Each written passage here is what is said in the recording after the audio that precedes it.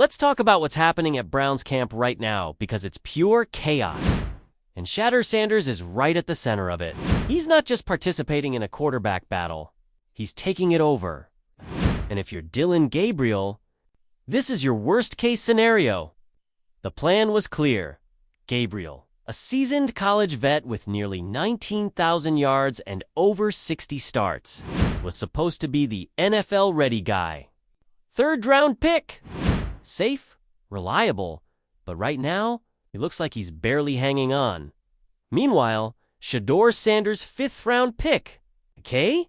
144th overall, walks into camp with 4,130. Passing yards from last season and the poise of a 5-year veteran, and he's not just completing passes, he's making highlight reel. It's throws that are turning heads across the league. Let's run the numbers. In 2024, Shedeur finished with 4,130 yards and 37 touchdowns. Gabriel had 3,857 and 30 TDs, interceptions. Gabriel edges him 6 to Shedeur's 10, but that's where the edge ends. Big-time throws.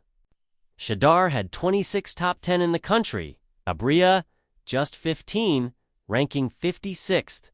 That's not a gap, it's a canyon. Now. Some point to Gabriel's higher QBR 86.5, but that's a stat that favors safe throws and risk-free football.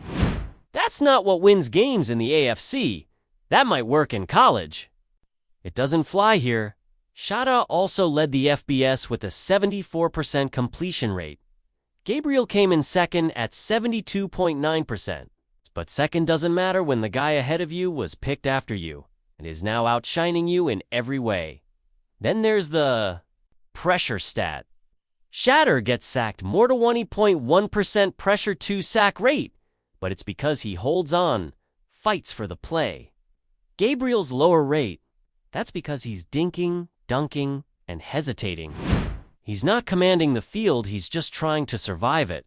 And let's be honest, yes, Shedeur had that speeding incident over 100 miles per hour. Not ideal, but that's not why he's trending. He's trending because every day in camp, he's torching defenses. This was supposed to be a fair rookie battle. Instead, it's the Shedeur Sanders show, and Gabriel's stuck watching.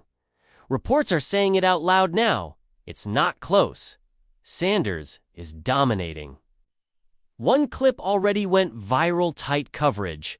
Press man, and Shedeur drops a perfect corner. Route to the back pylon, the sideline, everyone froze. It was NFL-level stuff.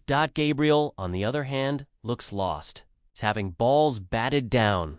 He's floating throws to avoid pressure and losing accuracy. One pass was picked clean, no deflection, just read and taken. The body language said it all. He's second-guessing every move. That's not leadership, that's a collapse. And behind the scenes, there's drama. Us. The coaching staff liked Shedeur, but team owner Jimmy Haslam, he loved him so much that it spooked the coaches. They drafted Gabriel at 94 just to block Haslam from pushing for Shedeur at 144. That's not scouting. That's politics. But guess who's winning? The guy they tried to avoid. Now, I don't think either rookie starts immediately. But right now, Gabriel's just trying to stay afloat, and Shedeur is running the show. Inside the building, something is shifting. Shedeur's not just playing well, he's changing the atmosphere. He's leading, joking, getting Joe Flacco to laugh. If Flacco's smiling, something big is happening. People inside the team call Shedeur the glue guy, the one uniting the room. And that stuff matters. Leadership without even having the title? That's rare. The team sees it, the fans feel it. Social media's buzzing. Meanwhile, Gabriel's camp is quiet. No hype, no spark. Technically, Flacco and Pickett are still ahead on the depth chart. But if you've been watching, you already know. There's only one name that really matters right now.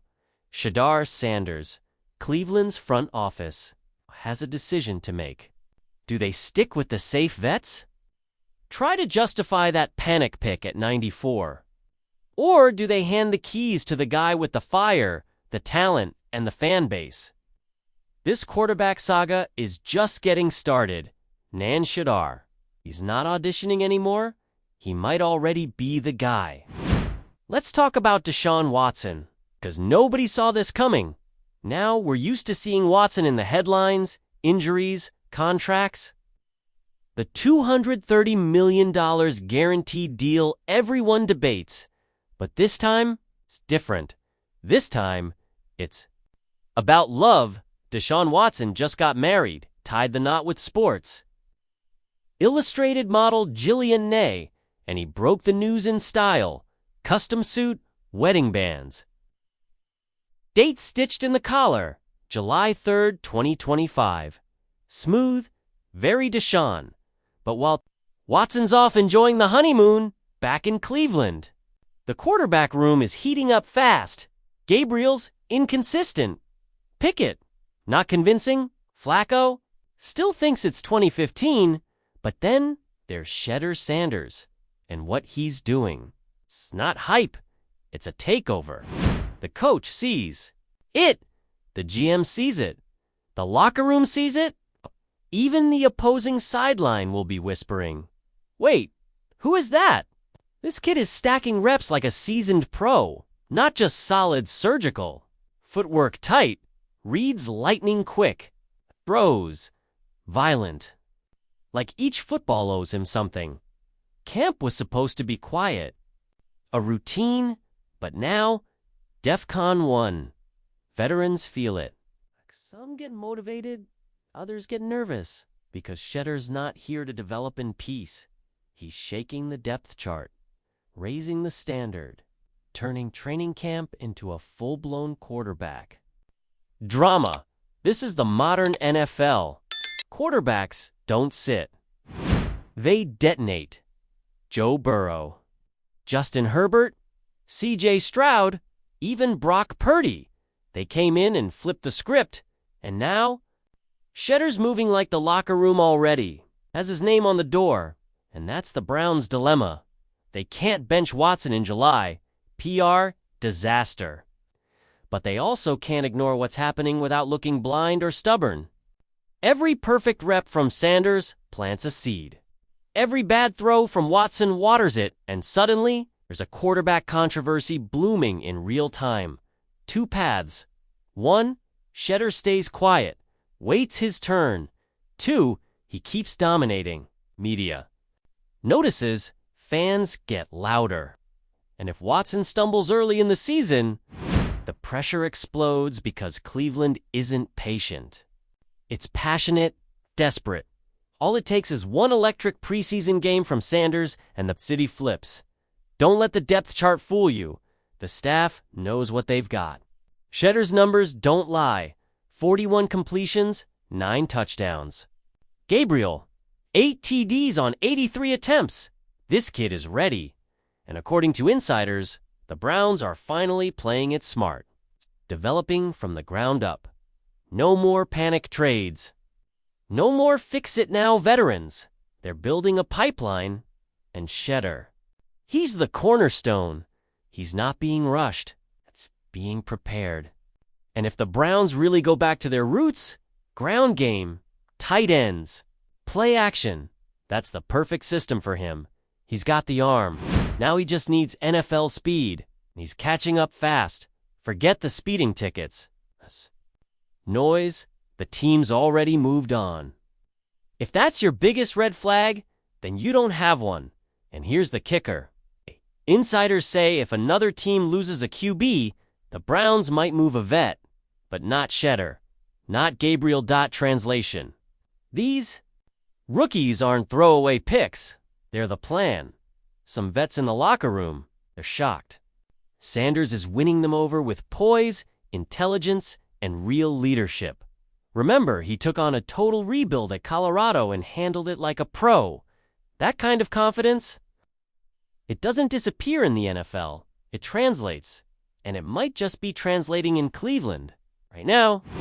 All right, Here's the big question. If the Browns are still thinking about drafting a quarterback in the first round next year, what does that actually mean? Does it mean they've lost faith in Shedeur Sanders or Dillon Gabriel? Maybe, or maybe. They're doing what smart teams do, stacking QB talent. Just like the Eagles, just like the 49ers, because great teams don't rely on one guy. They build depth at the most important position in the sport. And to me, it looks like the Browns are betting on Shedeur. He's under contract for 4 years, they've got time, and for once, they seem to be getting it. You don't rush a quarterback. You develop him. So here's how I see it playing out. Flacco starts the year, maybe wins a few games, but eventually age catches up, or he takes a hit. Then Pickett steps in. Short leash, steady, but unspectacular. It's just a placeholder, because behind the scenes, they're getting ready. Training camp kicks off July 18th for rookies, July 22nd for vets. But these aren't just reporting dates. They mark the beginning of a culture shift. After a brutal 3-14 season, Cleveland's overhauled its health and performance systems, and that change was already visible. During minicamp, the pace was intense, the energy electric. This wasn't a walkthrough. The Browns are done reacting. They're coming out swinging, but amid all this momentum, one storyline is heating up and it could change everything. Shedeur Sanders, once projected as a top pick, he slid to the 5th round. Not because of talent, but because of doubt. About his attitude, his maturity, his adaptability, and now, that doubt is back in the headlines. Sanders was recently caught doing 101 in a 60 zone on I-71. No one's calling it a scandal, but it's a setback. For a young QB trying to earn respect, this stuff sticks. Up until now, he was gaining real momentum. But this pulls that draft night baggage right back into focus. Can he mature fast enough to lead an NFL offense? That's the question. And while all eyes are on the QB battle, smart fans should keep their eye on someone else, Dillon Jones, after back-to-back injuries and surrounded by aging vets. Jones is the one young anchor left on that offensive line. This season isn't just about his potential. It's about reliability, consistency, leadership. Because let's face it, if that old line doesn't hold up, none of these quarterbacks stand a chance. Meanwhile, on defense, keep an eye on Cameron Mitchell last year. He barely saw the field.